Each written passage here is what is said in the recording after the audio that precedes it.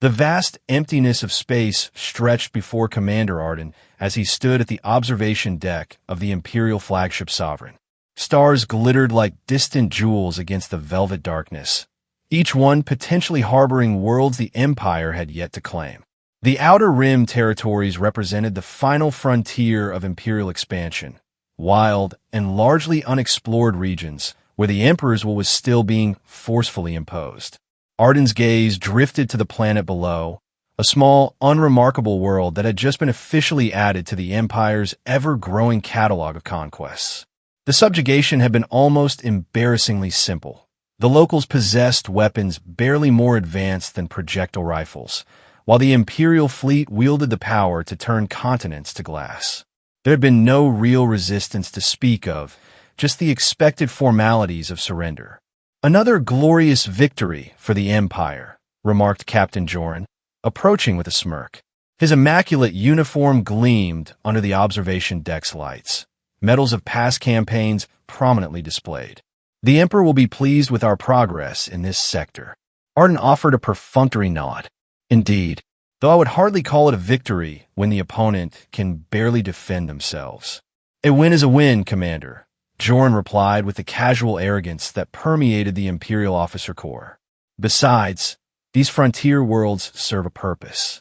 Resource extraction, colonial expansion, buffer zones against whatever lurks beyond." He gestured vaguely toward the darkness of uncharted space. Arden had risen through the ranks, not through political connections like many of his peers, but through tactical brilliance and battlefield intuition. Born on a mid-rim manufacturing world, he had enlisted as a common soldier before his natural leadership qualities caught the attention of his superiors.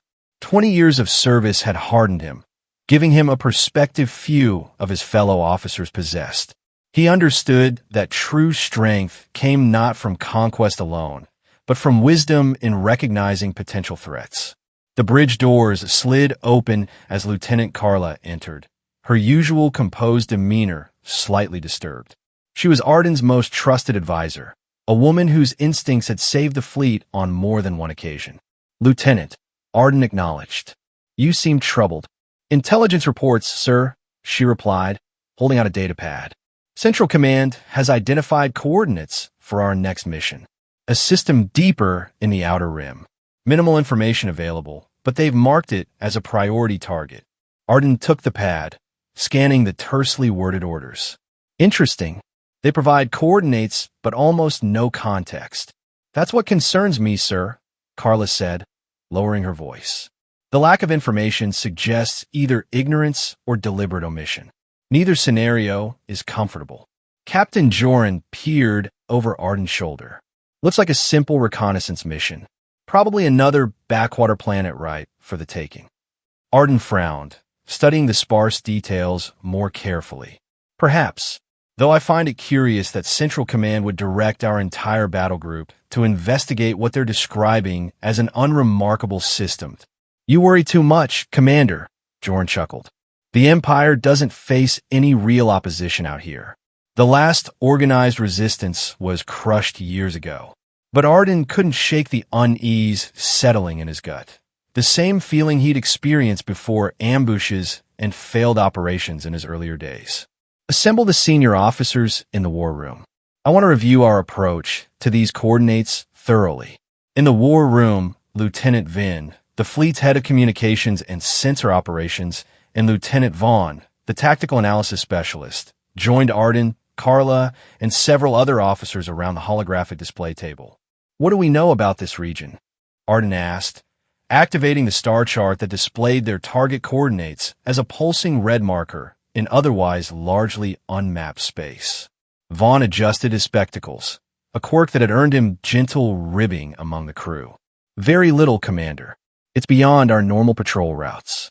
Long-range scans suggest a typical G-class star with at least one planetary body of significant size, but we'll need to get closer for accurate readings."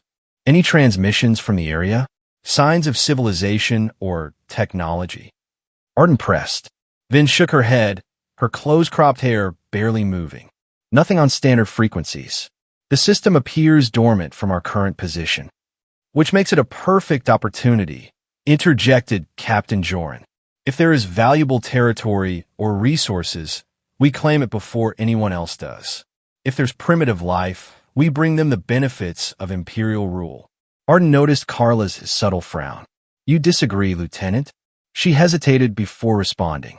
Sir, in my experience, when something seems too easy, it usually isn't what it appears to be.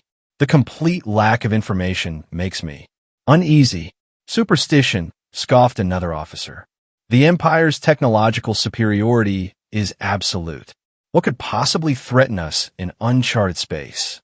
Arden studied the star chart again, measuring distances and plotting potential retreat vectors, a habit from his combat days. We proceed with caution. Full sensor sweeps at maximum range as we approach. Fighter squadrons on rotating alert status. I want defensive systems at combat readiness before we exit hyperspace. Isn't that excessive for a reconnaissance mission? Joran questioned. I'd rather explain unnecessary precautions than unnecessary casualties. Arden replied firmly. We depart in 6 hours. Dismissed. As the officers filed out, Carla lingered. There's something else, isn't there, sir? Arden nodded slowly. Have you noticed how our expansion has met virtually no significant resistance for nearly a year? The galaxy is vast and ancient. It seems statistically improbable that we wouldn't have encountered another major power by now. You think there might be something waiting for us out there? I think assuming we're alone or supreme would be dangerous arrogance, Arden said quietly. Make sure Lieutenant Vin's communication team is monitoring all frequencies, including the theoretical ones our xenolinguists have proposed, and have Lieutenant Vaughn prepare contingency plans for immediate withdrawal if necessary. Carla nodded, her expression grim. Yes, sir. Later, as the fleet prepared for departure, Arden returned to the observation deck alone. The conquered planet rotated slowly below, its inhabitants unaware of the greater cosmic game in which they were merely pawns.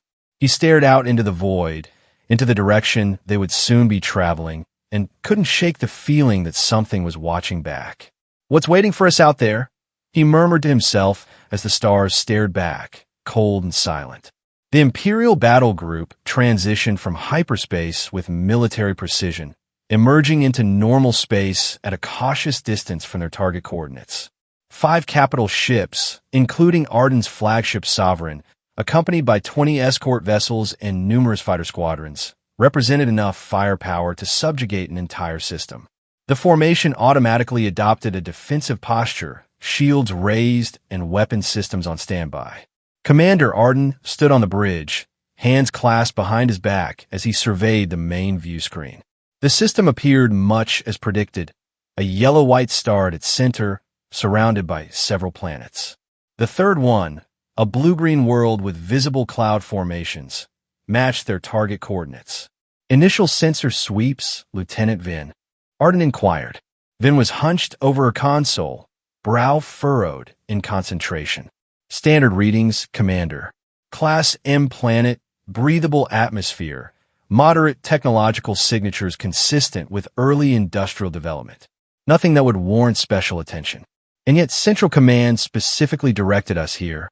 Arden mused. Continue scanning. Focus on the planet's moon as well. It would make an excellent vantage point for observation or defense. Sir, called an ensign from the sensor array. I'm detecting unusual energy fluctuations. Very faint, intermittent. Arden moved to the station. Source. Difficult to pinpoint, sir. It appears to be wait, it's gone now. Lieutenant Carla joined them, her expression troubled. Could be sensor ghosts. Or deliberate masking. Arden finished. Deploy recon reconnaissance drones. I want eyes beyond our sensor range. The bridge crew executed his orders with efficient precision as Arden returned to the command chair. Minutes stretched into an hour as the drones silently probed the system, transmitting data back to the Sovereign. Commander, Lieutenant Vin called suddenly. Drone 7 has detected something unusual behind the planet's moon. On screen, Arden ordered. The main view screen flickered as it received the drone's transmission. The image was distorted, interference patterns washing across it in waves. But between the static, something massive was taking shape, a structure of impossible scale. Magnify and enhance, Arden commanded, leaning forward. The image sharpened, revealing what could only be described as a vessel, though unlike any in the Imperial Registry. Its design defied conventional engineering principles, with organic-looking curves and protrusions that seemed to flow like liquid metal frozen in time. It dwarfed even the Sovereign, the Empire's largest battleship. "What in the Emperor's name is that?" whispered Captain Joran, his earlier bravado evaporating. Lieutenant Vaughn adjusted his spectacles nervously. "Unknown classification, sir. The architecture doesn't match any known species or civilization in our database. And those propulsion signatures, they're unlike anything I've ever seen. It appears to be using some kind of cloaking technology," Vin added. "Our sensors can barely maintain lock, and the image keeps distorting." Arden's mind raced through possibilities. Battle stations. All ships to combat readiness. "Lieutenant Vaughn, continue analysis of that vessel. I want to know its capabilities, weaknesses, anything that might give us an advantage." The alarm klaxons wailed as the Imperial fleet shifted to combat formation. Fighter squadrons launched, taking up defensive positions around the capital ships as weapon systems powered up to full capacity. "Sir," Carla reported, "the alien vessel hasn't changed position or shown any aggressive movement." "Yet," Arden replied grimly. "Lieutenant Vin, are you detecting any communication attempt from them?" "No, sir. All frequencies remain silent." Arden considered his options. Imperial protocol was clear. Unknown entities were to be treated as potential threats until proven otherwise. Yet engaging an unknown adversary of this size, without understanding their capabilities, was tactically unsound. "Sir," Vin exclaimed suddenly, "I'm detecting massive energy signatures from the planet's surface. They weren't there a moment ago. It's as if they just activated." The tactical display updated, showing multiple energy hotspots across the seemingly peaceful planet below. Whatever was generating those readings possessed power output far beyond early industrial civilization. "They've been hiding," Arden realized aloud. "The planet isn't primitive at all. It's a facade." Vaughn nodded gravely. "Analysis suggests those energy readings could be defensive installations or weapon platforms. Extremely advanced ones." "Commander," Captain Joran interjected, "we should consider a strategic withdrawal until we can report this finding to Central Command." The suggestion surprised Arden. Joran wasn't known for caution. "Your concern is noted, Captain, but we have our orders. We need more information before retreating." Arden made his decision. Launch another wave of reconnaissance drones, more dispersed this time, and prepare a warning shot. Target empty space near the alien vessel, not the ship itself. Let's see how they react. Minutes later, a bright energy beam lanced out from the Sovereign, deliberately passing several kilometers from the mysterious craft. The response was immediate and terrifying. The beam seemed to bend as it approached the alien vessel's perimeter, its trajectory warping as though space itself was being manipulated. Then, without warning, smaller craft began emerging from the larger ship. Dozens of them, then hundreds, moving with impossible speed and maneuverability. "Incoming vessels!" Vin shouted. They're everywhere. Our sensors can't track them properly." The view screen showed the approaching swarm, their movements leaving visual distortions in their wake, as if they were tearing through the fabric of space rather than merely traveling through it. "Open fire, defensive pattern Delta," Arden commanded. "All ships, maintain formation." The Imperial fleet unleashed its formidable arsenal, filling space with energy beams and torpedoes. Most shots missed completely, passing harmlessly through spaces where enemy craft had been milliseconds before. Those that should have scored direct hits seemed to pass through their targets as if they weren't fully material. Then the alien vessels returned fire. Weapons unlike anything in the Imperial arsenal struck the fleet's shields. Instead of the expected energy impacts, the shields appeared to ripple and distort before failing completely in localized sections.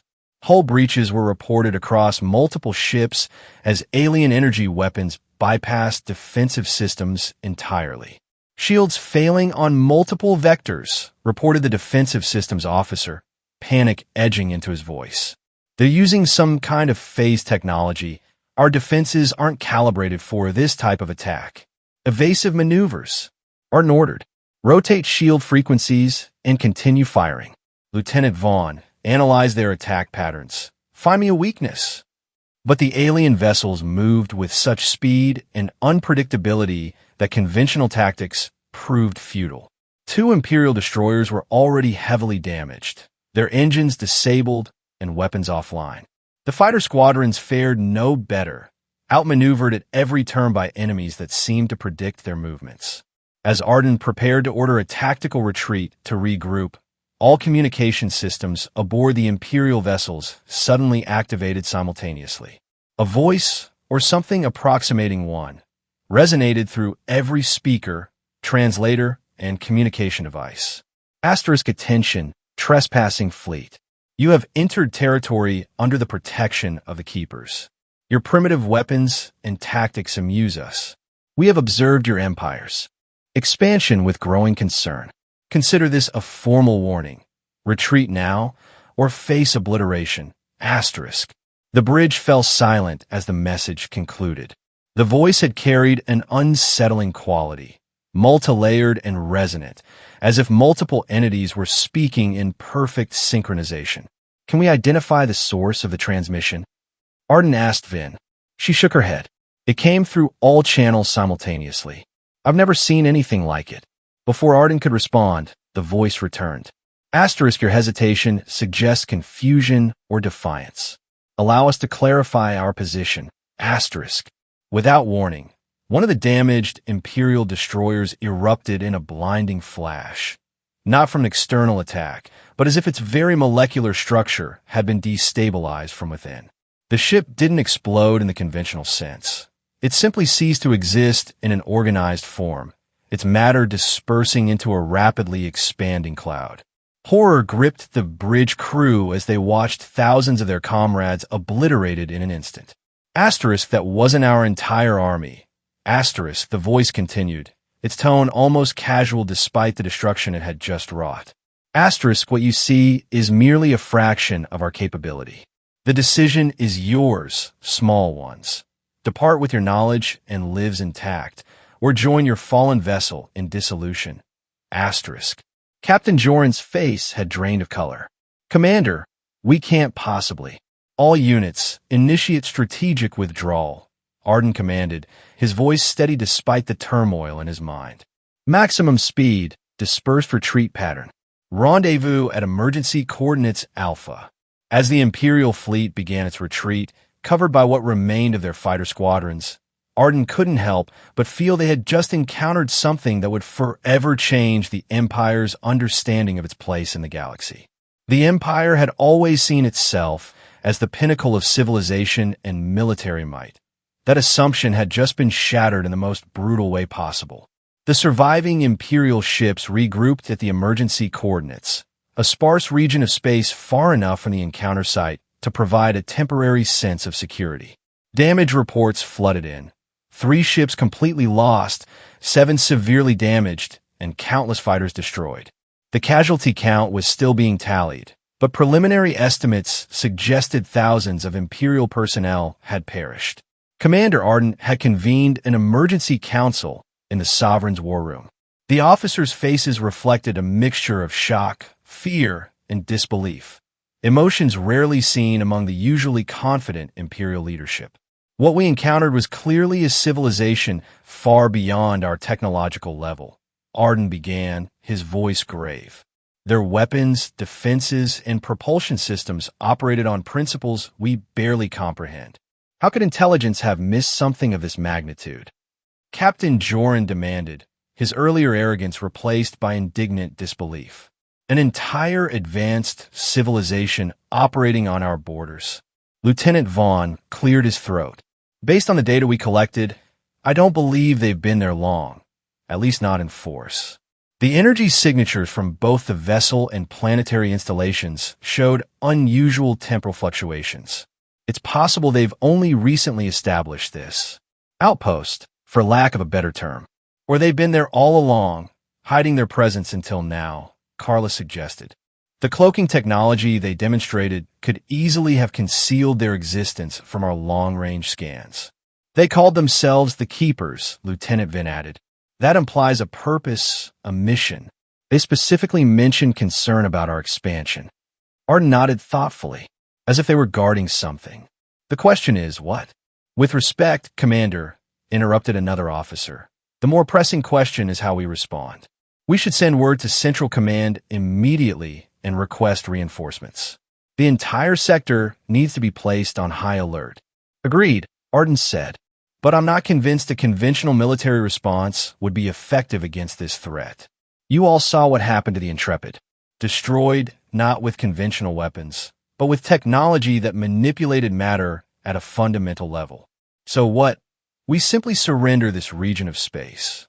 Joran asked incredulously. The Empire does not retreat, Commander. The Empire also does not foolishly sacrifice ships and personnel against an insurmountable foe, Arden countered. At least not without understanding what we're facing and developing countermeasures. Lieutenant Vaughn had been quietly analyzing data on his pad. Sir, I believe I've identified some patterns in their defensive technology. The way their vessels distort space around them, it's not random. There are fluctuations, microsecond vulnerabilities when they transition between spatial states.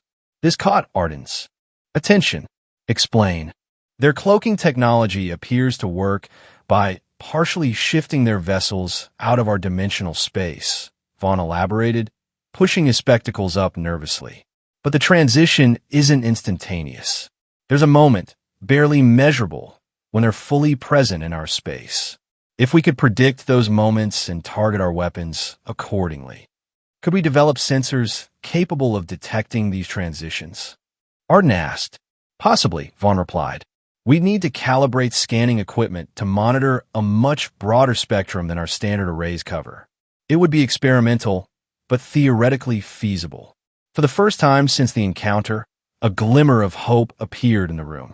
Lieutenant, assemble a team of our best engineers and begin modifications immediately, Arden ordered. Lieutenant Vin, I want you to analyze every aspect of the communication we received. Linguistic patterns, embedded frequencies, anything that might give us insight into their psychology or technology. Yes, Commander, they responded in unison. What about reinforcements? Joran pressed. Surely we need additional firepower. Arden considered this. We'll send a heavily encrypted message to Central Command, but I'm reluctant to bring more ships into the region until we have some means of defense against their weapons. In the meantime, I want to attempt contact with other civilizations in neighboring sectors. The Keepers referred to themselves in a way that suggests they're known to others. Someone out there must have information about them. Contacting potential adversaries of the Empire? Joran looked scandalized. That borders on treason, Commander. Survival often requires uncomfortable alliances, Captain, Arden replied firmly. I'd rather face a court-martial than lead our entire fleet to destruction out of pride. The meeting continued for hours as they formulated plans and contingencies. By the time it concluded, a tentative strategy had emerged. They would modify their sensors and weapons while seeking information from any source available, preparing for a measured response rather than a hasty counterattack. As the officers dispersed to their duties, Carla approached Arden. A wise decision, sir. Restraint is rarely the Empire's first instinct. The Empire has never faced an existential threat of this magnitude, Arden replied quietly. But I fear the High Command may not see it that way. They might order an all-out assault before we're ready. Then we'd better work quickly, she said with grim determination. Over the next 24 hours, the Imperial fleet transformed into a hive of frantic activity. Engineering teams worked around the clock, modifying sensor arrays and weapon systems based on Lieutenant Vaughn's theoretical models. Communication specialists under Vin's direction analyzed every aspect of the Keeper's transmission, searching for exploitable patterns or weaknesses. Meanwhile, Arden authorized discreet communications with traders and information brokers known to operate in the region, offering substantial rewards for any intelligence regarding the Keepers. Most responded with ignorance or superstition. Vague stories of ships disappearing in certain sectors, rumors of ancient guardians at the galaxy's edge, but nothing concrete enough to be tactically useful. Until one response changed everything. "Commander," Lieutenant Vin reported, rushing onto the bridge. "Escaped in a shuttle because they allowed it. To carry a message," they said. "What message?" Arden pressed. "That they are ancient. That they have watched civilizations rise and fall for millennia. That they guard the boundaries between." She hesitated. "Between realities." Arden frowned. "Realities? Not sectors or territories." Their exact words were "the veil between dimensions," Valen clarified. They said expansionist empires like yours eventually threaten the integrity of these boundaries. That's why they intervene. This aligned with Vaughn's theories about their spatial manipulation technology. Did they give any indication of their vulnerabilities? Anything we could use against them? Valen's laugh was bitter. "Commander, you're still thinking like an Imperial, looking for ways to defeat them. You can't. At least, not directly. Then what would you suggest? Surrender? Negotiation," she replied simply. "They're not mindless destroyers. They have a purpose, rules they follow. They let me live as a warning. They destroyed one of your ships as a demonstration. If they wanted total annihilation, we wouldn't be having this conversation." Arden considered her words carefully. The Empire's doctrine rarely included negotiation with potential adversaries, but these were unprecedented circumstances. "What will we even offer them?" he asked finally. "Boundaries," Valen said. "Recognition of their territory.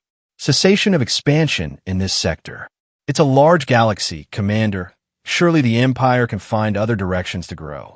Before Arden could respond, the ship's alert system blared. "Commander to the bridge, Priority 1, came Lieutenant Vin's urgent voice over the comm. "Come with me," Arden told Valen as he rose. "Your insight may be valuable." On the bridge, the main view screen displayed a massive energy surge emanating from the direction of the Keeper's planet. "It started approximately 3 minutes ago, sir," Vin reported. "The energy signature is unlike anything we've recorded before. It appears to be creating some kind of spatial distortion." "They're opening something," Valen whispered, her face pale. "A gateway." As if confirming her words, the view screen showed space itself beginning to ripple and fold, creating what appeared to be a luminous tear in the fabric of reality. Through this impossible opening, shapes were emerging, dozens, then hundreds of vessels similar to those they'd encountered before, but with variations in design and scale that suggested different functions or origins. "That wasn't their entire army," Arden murmured, recalling the Keeper's warning with chilling clarity. What they'd faced before had indeed been merely a fraction of their forces. "Sir, they're moving into formation," reported the tactical officer. "Defensive pattern surrounding the tear. They're not approaching us," Lieutenant Vaughn noted, studying the sensor readings. "They're positioning themselves around the anomaly." Captain Joran, who had been silent until now, finally spoke. "Perhaps they're not interested in us at all. Perhaps we simply disturbed something." "The modifications to our sensor array are complete," Lieutenant Carla reported. "We can attempt a more detailed scan of their vessels now." "Do it," Arden ordered, "but maintain our distance. I want to understand what we're witnessing before taking any action." The enhanced scans revealed astonishing details. The Keeper's vessels weren't simply cloaking themselves. They were actively manipulating the space-time continuum around them, creating localized fields where physics itself operated differently. Their larger vessels contained energy sources that defied Imperial classification systems, registering as simultaneously hot and cold, massive yet practically weightless. "Commander," Vaughn said quietly, "I believe I understand now. These beings, the Keepers, they're not just guardians of territory. They're protecting something far more fundamental, the boundary between dimensional planes." "Like membranes between universes?" Arden asked, recalling theoretical physics discussions from his academy days. "Precisely." And our expansion, our weapons tests, our hyperspace jumps in this region, they've been creating micro-tears in that membrane. They're not attacking us out of conquest or hatred. They're containing what they perceive as an existential threat to reality itself. The revelation landed heavily on everyone present. The Empire's grand ambitions suddenly seemed petty and short-sighted in the face of cosmic preservation. If that's true, Arden said slowly, then negotiation isn't just an option, it's the only rational choice. Sir, interrupted Lieutenant Vin, we're receiving a transmission. Same communication method as before. On speakers, Arden commanded. Asterisk Imperial Forces, asterisk, the multi-layered voice of the Keepers resonated throughout the bridge. Asterisk, your continued presence suggests either tremendous courage or profound foolishness. We will permit one representative to approach the boundary marker for direct communication. Choose wisely, asterisk. All eyes turned to Arden. It should be me, he said firmly. I'm the commanding officer. With respect, Commander, Valen interjected. I've communicated with them before. They know me. After a moment's consideration, Arden nodded. We go together then. Lieutenant Vaughn, prepare a shuttle with your modified sensor equipment. I want to record everything we observe. Commander, Captain Joran protested. This is highly irregular. Imperial Protocol clearly states. Imperial Protocol was not written with interdimensional guardians in mind. Captain, Arden cut him off. I'm invoking emergency command authority. Lieutenant Carla, you have operational command in my absence. If we don't return within 3 hours, withdraw the fleet to Central Command and deliver all our findings. The journey to the designated coordinates was tense and silent. Arden, Valen, and Vaughn sat in the shuttle's cabin, each lost in their own thoughts as they approached what might be the most significant diplomatic encounter in Imperial history, or a trap that would end their lives. The boundary marker turned out to be a small, crystalline object floating in space, emitting pulses of light in complex patterns. As they neared it, their shuttle's systems began behaving erratically, chronometers running at different speeds, gravity fluctuating subtly. Dimensional bleeding, Vaughn murmured, frantically recording data. The laws of physics are more negotiable here. Without warning, a shimmering field enveloped their shuttle, and the stars outside seemed to stretch and distort. When the disorienting effect subsided, they found themselves in what appeared to be an enormous chamber with walls that defied perspective, seeming simultaneously close enough to touch and infinitely distant. We have brought you here, said the multi-layered voice, now all around them, because your minds cannot comprehend our true realm. This interface allows communication without damaging your cognitive structures. 3 figures materialized before them, humanoid in basic shape but composed of shifting, iridescent energy rather than solid matter. Their features were indistinct, constantly reforming and dissolving.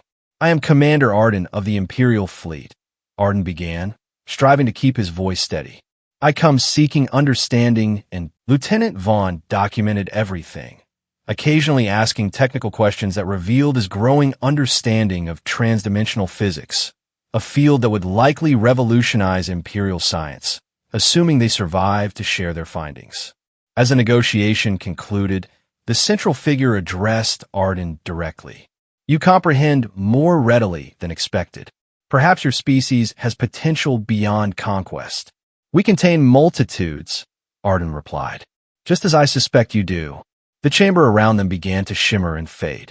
Remember, Commander of the Empire, came the final words as reality reasserted itself. What you witnessed was merely an outpost, a small contingent of our forces. That wasn't our entire army. Should these agreements be violated, the response will not be as measured as our first encounter. When the shuttle returned to the Sovereign, the crew was astonished to discover that while only 3 hours had passed for them, nearly 2 days had elapsed for the fleet. Temporal distortion, Vaughn explained excitedly. Further evidence of the Keeper's mastery over fundamental forces. In the war room, Arden briefed his officers on the agreement he had negotiated. Some, like Joran, were skeptical or outright opposed to what they saw as capitulation. Others recognized the pragmatic necessity of avoiding conflict with a civilization so far beyond their technological capacity. I've prepared a full report for Central Command, Arden concluded. But I need to be clear, what we've encountered changes everything. The Empire's assumption of uncontested expansion can no longer stand. There are forces in this galaxy, perhaps beyond this galaxy, that operate on principles we're only beginning to comprehend. And if Central Command rejects these terms? Carla asked the question everyone was thinking. Then they do so with full knowledge of the consequences, Arden replied gravely. Our duty was to gather intelligence and secure the best possible outcome for the Empire. We've done that. The decision now lies with those above us. As the Imperial fleet prepared for the return journey, Arden stood once more at the observation deck, gazing out at the distant shimmer that marked the Keeper's domain. Captain Valen had chosen to remain with the fleet for now, her knowledge of the Keepers making her an invaluable advisor as they navigated this new reality. Do you believe they'll honor the agreement? Lieutenant Carla asked, joining him at the viewport. I believe they have a vested interest in doing so, Arden replied. Their concern isn't conquest, it's preservation.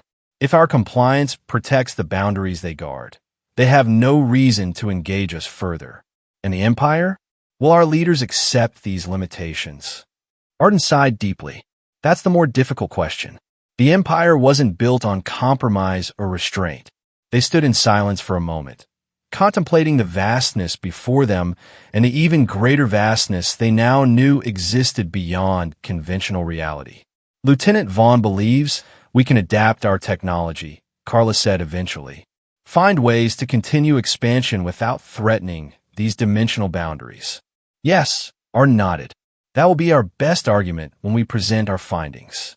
Not that we should retreat in fear, but that we should advance with greater wisdom. As the fleet entered hyperspace, leaving the Keeper's territory behind, Arden couldn't shake the feeling that this encounter had forever changed the trajectory of the Empire. Whether that change would lead to a more enlightened approach to their place in the cosmos or a catastrophic confrontation with forces beyond their comprehension remained to be seen. The journey back to Imperial space gave the crew time to process what they had witnessed and prepare their reports.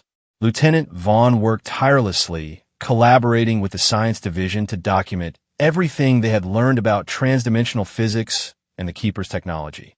His preliminary findings suggested that with significant research and development, the Empire might eventually achieve similar capabilities, though such advancement would take decades, if not centuries. Lieutenant Vaughn focused on the communication aspects, analyzing the multi-layered speech patterns of the Keepers and theorizing about their social structure and decision-making processes. Her conclusions pointed to a collective consciousness rather than individual entities, which explained the seamless coordination of their forces. Captain Joran, still uncomfortable with what he perceived as defeat, channeled his energy into military analysis, identifying tactical weaknesses they might exploit should diplomacy fail. Though Arden discouraged this approach, he recognized the value of preparedness. Throughout these preparations, Captain Valen provided context and insight from her previous encounter, filling gaps in their understanding and confirming or correcting their theories. When they finally arrived at Central Command, a delegation of high-ranking officials was waiting. The fleet's unexpected absence and the cryptic emergency communications had raised alarms at the highest levels of the Empire. Commander Arden, Admiral Tallis greeted him as he disembarked. Your reports have caused quite a stir. The Emperor himself has requested a full briefing. Arden had expected as much. I'm prepared to present our findings, Admiral. But I must emphasize, what we encountered represents both an unprecedented threat and an extraordinary opportunity for the Empire. The briefing room was filled with the Empire's military elite, admirals, generals, and intelligence directors, all focused intently on Arden and his team as they presented their evidence. Holographic displays showed footage from the encounter, sensor readings that defied conventional physics, and the meticulous documentation prepared by Lieutenant Vaughn. As Arden outlined the terms he had negotiated, The room grew increasingly tense. The concept of limiting Imperial expansion was anathema to many present. "So you surrendered territory to these beings without authorization?" demanded General Horvath, his face flushed with anger. "I secured terms that prevented the annihilation of our entire fleet," Arden replied evenly. "The Keepers demonstrated the capacity to destroy our ships with minimal effort.